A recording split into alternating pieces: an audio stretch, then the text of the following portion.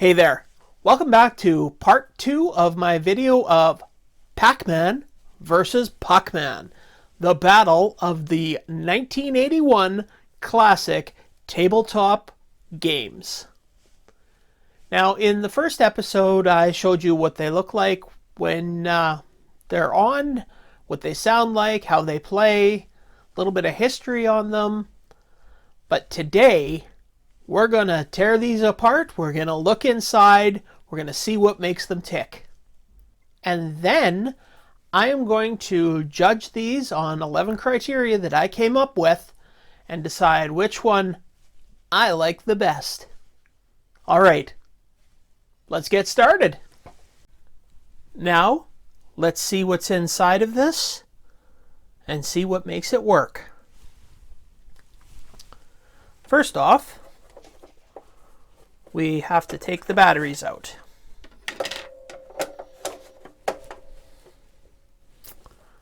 Now, there are 2 screws here, 1 screw at the front, and 2 screws back in there to start with.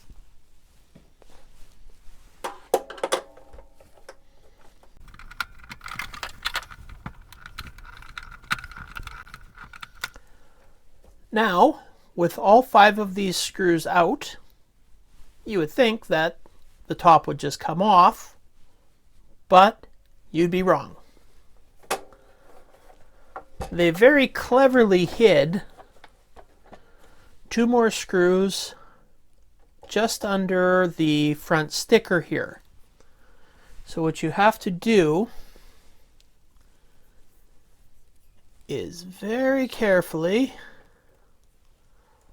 lift the corner of the sticker up, undo the screws, and lift them out. After you're done, you can just put a little tiny bit of glue on there just to put that back down. And the same on this side.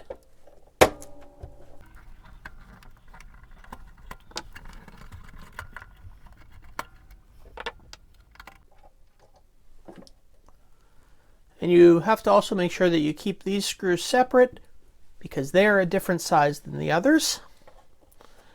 And now with those 2 screws out, you can take carefully the top off. And now this will just lift off.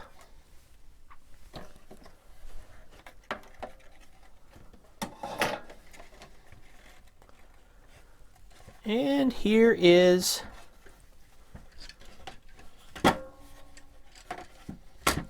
circuit board and the speaker.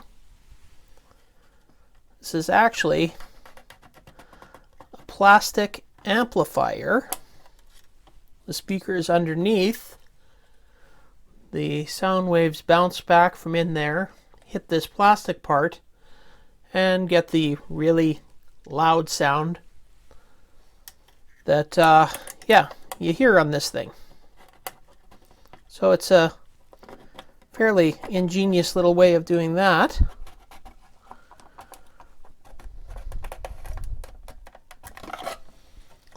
Now, to get to the screen, we've got 3 more screws here.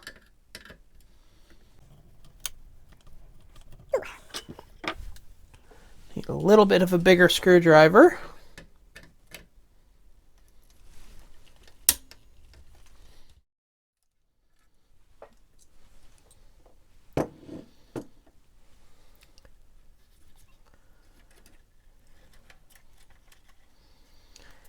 And here is the front. And in the light here you can see there is a gel over the screen.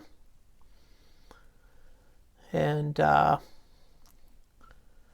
you can see all the little different segments where the ghosts, the Pac-Man, the pellets, and everything are.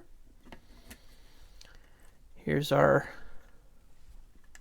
selector switch, everything else. So Not a terribly complicated board. And you can see here the joysticks are floating. They're just pushed down by a spring. And you can see the sticker actually covers up more holes here, which would be fire buttons on some of the other games. So they use the same mold for the other games, some of the other games in the Coleco series of tabletop games. If you're wondering, I'll show you the chip that's in here.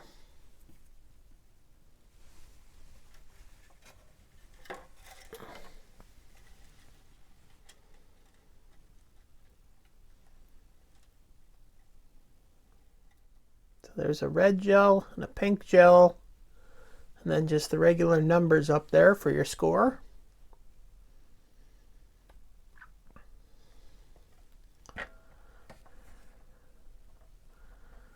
All right, time to reassemble it. And there we go, it's back together. Now, I've got nothing left to do except a little dab of glue on these corners to stick that back down. I don't plan on taking this apart again anytime soon, so it'll be good to go. Now, it's time to check out this game's inner workings and also see exactly what this screen is on the inside, if we can tell. Alright, so the first thing we have to do with this one, remove the batteries. And on here it looks like there's 7 screws to take out. So let's start. All right, our 7 screws are out. Now, time to take the top off. Okay, so looks like everything is held in place with this plastic cover right here. And if you look, the screen looks awfully similar to the Coleco screen for the makeup of it. Looks awfully much like a VFD. But the screen is not quite the same. On this one, you can see that each square is divided up so that each character, Pac-Man, the ghosts, and the dots, have their own sections that light up. There is no overlap, so the method of illuminating the characters is different. It reminds me of the LCD screens used in games like Tiger handhelds or other cheaper games. Although on those units, you generally can't see all of the areas that light up as clearly. Let's get at the circuit board and see what's down there.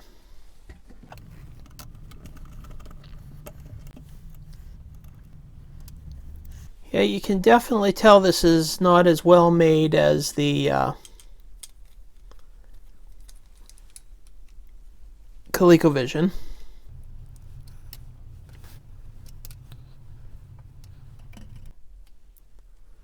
So it's a similar type of pad to D-pads. So it just uses a carbon piece to make a connection down there. So this is the controller, the board for the controller, I guess. Let's see. Carefully. Don't want to disconnect any of these wires.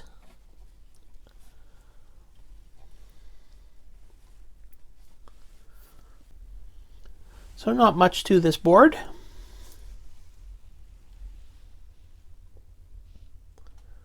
You can focus on that.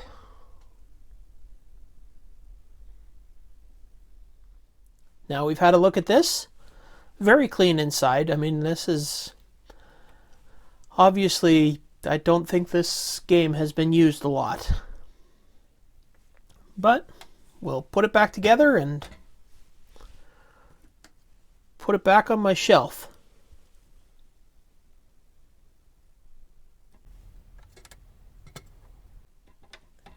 And take it out once in a while just to play with it. After all, that is the purpose of having something like this.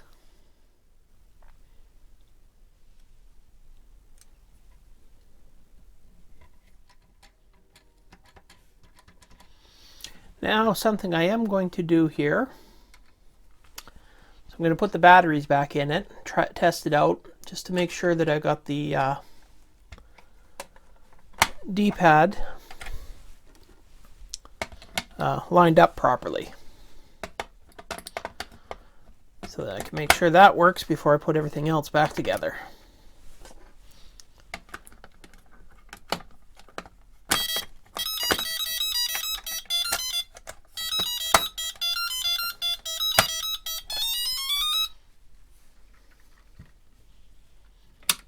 Okay, on-off switch works.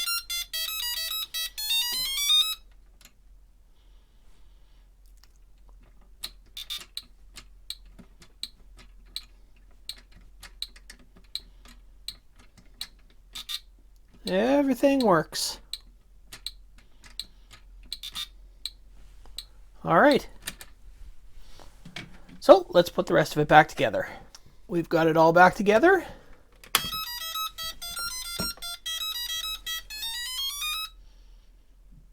And it's working. This video is taking a lot longer than I thought it would, so I'm going to take another little break here. But next time, I will be comparing these machines based on the 11 criteria that I thought up and deciding which one I like the best. All right, thanks for watching. I hope you enjoyed this. And remember, a like and subscribe would be very helpful. And also, don't forget to leave a comment below. And if you didn't enjoy this video, then why are you still watching it? Just hit the thumbs down. Anyway, see you next time.